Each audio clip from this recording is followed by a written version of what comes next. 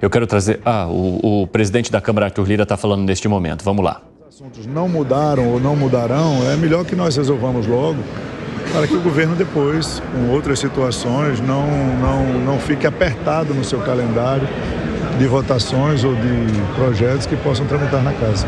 Agora, o fato de o ministro Haddad entregar hoje a regulamentação da reforma tributária, isso pode ser um complicador, já que há esse clima de não se saber se vota ou não? Ou o senhor acha que não, que é o caminho a entregar logo para tocar a regulamentação? Não entendi se vota ou não, que é a regulamentação. Não, é porque ele veio entregar a regulamentação e, no entanto, tem esse clima com relação à sessão. Com relação aos vetos, Exatamente, mas uma coisa é independente da outra, né? Eles me comunicaram agora que às 17h30 vão estar entregando aqui na Câmara, eu não sei se também no Senado, mas regimentalmente e constitucionalmente pela Câmara, agora às 17h30 os projetos de lei complementar. Então esse assunto nós reuniremos, olharemos quais são os projetos de origem do Parlamento que também tratam sobre essas complementações, regulamentações. Não ainda. Nós ainda nem discutimos se vão ser 2 relatores, tem deputados pedindo para que se criem ali 2 núcleos sem ser comissão especial, como se fossem 2 grupos de trabalho, para dar oportunidade a mais parlamentares de participar dessa discussão como relatores, porque são os detalhes, o pente fino, onde vão se definir muitas situações que a PEC deixou para a lei complementar. Não está definido, eu não tenho ainda a decisão sobre isso, vou conversar, ver qual é o melhor caminho, conversar com os líderes dos partidos e chamar, né, num calendário de trás para frente, ou seja, quais são as datas em que nós podemos montar as audiências, as conversas, as reuniões, a oitiva de todos os interessados, tanto das partes institucionais, estados, municípios, como da sociedade civil organizada, o setor produtivo, quem gera emprego, dos mini, micro, médios e grandes produtores desse país, porque aí estará a discussão de todo um processo que durará, eu acho que pelo menos mais uns 30, 40 anos. Não, mas a prova esse ano... Tempo de trabalho. É porque a prova esse ano... O trabalho deve ter quanto tempo de duração? Não, a princípio eu não tive ainda reunião com os parlamentares e com os líderes para discutir. Mas a nossa ideia é trabalhar para que em 60, 70 dias isso possa estar no plenário da Câmara, ou seja, antes do final do recesso do primeiro semestre. Se não houver as condições políticas,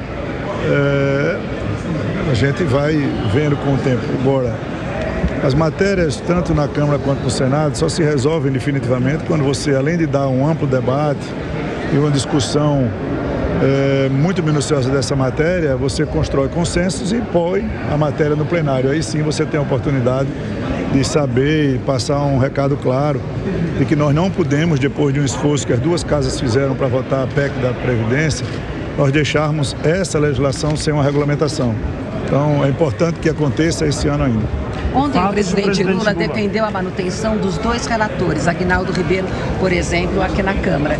Então, ainda não chegou ao senhor. Eu acho que a opinião do presidente é importante, a gente respeita, mas nós temos uma quantidade absurda de deputados competentes que também desejam relatar essas matérias. O deputado Aguinaldo Ribeiro tem sempre e terá a nossa eterna gratidão, é um companheiro de partido muito conceituado e competente. Mas ele já relatou a PEC da tributária. Essas regulamentações necessariamente não tem que ter o mesmo relator. Nós temos aqui deputados da frente do empreendedorismo, nós temos deputados tributaristas, nós temos deputados advogados, nós temos deputados e deputadas com a capacidade, por isso que há a possibilidade ainda de se formar 2 grupos com uma quantidade reduzida, mas 2 grupos de trabalho para cada um cuidar das agendas e das discussões dos 2 temas. Então, só para a gente entender, presidente, essa reunião que vai acontecer, então, ela vai ser importante para resolver se a sessão acontece hoje e não acontecendo, fica para a segunda semana, para o mês de maio, seria? Na minha opinião, é muito ruim que ela não aconteça. Como eu disse, se um assunto não houve mudanças durante 2 ou 3 semanas já de adiamento, não quer dizer que ele vai ter daqui a mais 2 semanas. Nós só vamos diminuir o tempo para que o governo possa se organizar com relação às pautas que virão, às necessidades que precisarão, né? Nós somos um ano de eleição, é importante, por mais esforço que a gente tenha, nós esse ano teremos 2 31 de dezembro. Nós teremos um 31 de dezembro em junho e nós temos um 31 de dezembro em dezembro. Então, a minha preocupação é que por falta de iniciativa, de reuniões e de tentativas de acordos, essas matérias não sejam encaminhadas, que os vetos não sejam apreciados, tanto da LDO, quanto do orçamento, quanto de todos os outros projetos. Nós já tivemos 2 adiamentos. Esse terceiro, qual é a garantia que fica aqui no quarto, a partir do dia 6 de maio, nós não teremos. Essa foi o final da reunião, com um apoio quase que unânime, 2 ou 3 partidos é que preferiam, por questões diversas, não votar hoje. E agora nós vamos definir isso na reunião, para saber se teve algum andamento na conversa do líder do governo na Câmara, com o presidente Pacheco, com o ministro Rui Costa, para definir essa situação. Na conversa do senhor com o presidente Lula, houve uma cobrança para que essa sessão não fosse adiada? Olha, eu acho que eu não vou desrespeitar o presidente Lula, e ele agiu muito correto. Uma conversa não necessariamente é motivo para que o senhor saiba qual foi o assunto. Se fosse uma audiência, como ele diz, ou um despacho, a gente traria ela a público. Presidente, o governo judicializou a desoneração dos 17 setores e também dos municípios. Como os senhores recebem isso? Porque foi tão bem acordado aqui na casa, tão bem votado nas 2 casas, e agora ele judicializa. Olha, quem tem que responder sobre isso é justamente o Executivo. Tem entendimentos e entendimentos a respeito dessas matérias, né?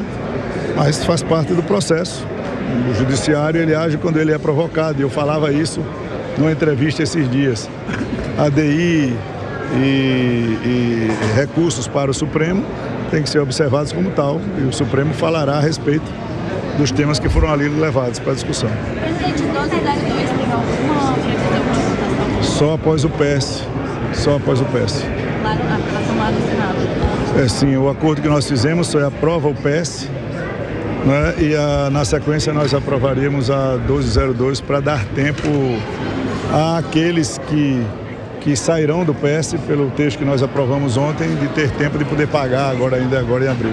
Vamos aprovar o PS no Senado primeiro, é isso? Foi o acordo, PS na Câmara e PS no Senado, para que nós votemos a 1202. E não tem os 2 GTs que você falou da reforma? Não, eu não falei não, estou dizendo que nós estamos analisando para que isso não vire a regra. Nós estamos analisando se nós vamos fazer 2 relatores ou se nós vamos fazer 2 grupos de trabalho a ser conversado com os líderes partidários, bancados, para ver qual é o melhor caminho. Mas isso depois seguiria para as comissões, para tudo isso, passaria por todas as comissões necessárias? Não necessariamente.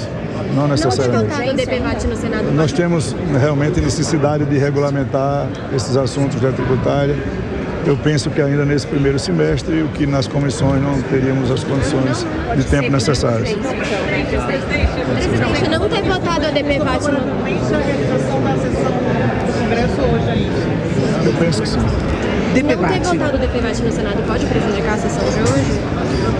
Posso comentar o que é que o Senado vota e o que é que o Senado não vota. Eu acho que os temas não têm muita coisa a ver um com o outro, né? Agora, essa narrativa foi construída a partir de uma ideia de um líder do governo no Congresso do Senado. As dificuldades do Senado em votar o DPVAT, ou facilidades, eu penso que não podem interferir nessa discussão, até porque nós estamos já em maio para apreciar vetos a um orçamento que foi sancionado em fevereiro. Tá bom, gente? Obrigado, gente. Obrigado. Saiu então o presidente da Câmara, Arthur Lira, falando sobre os vetos presidenciais e principalmente sobre reforma tributária e o diálogo com o presidente da República. Eu acho interessante acompanhar de vez em quando os quebra-queixos que a gente costuma falar, né? Que é quando os jornalistas param assim, a autoridade na porta e saem fazendo pergunta com o presidente da Câmara, Arthur Lira, porque tem dia que ele está usando a chamada Havaiana de pau, né? Como a gente costumava usar na sátira. A Havaiana de pau é aquela que você... É aquela usada de vez em quando para dar umas palmadas ali, entendeu? E ele faz isso. Quando vem uma pergunta que não deva ser respondida por ele, ou que não tenha a ver, ou que ele não queira falar exemplo do que aconteceu com o Bruno Pinheiro, taca-lhe a Havaiana de pau. E aí o Bruno Pinheiro fez certo, né? A obrigação dele é perguntar. Se o presidente da Câmara não quer responder, é problema dele. Ou se ele quer deixar baixo, como a gente costuma falar, também é uma escolha dele. Ele tem todo o direito de fazer isso.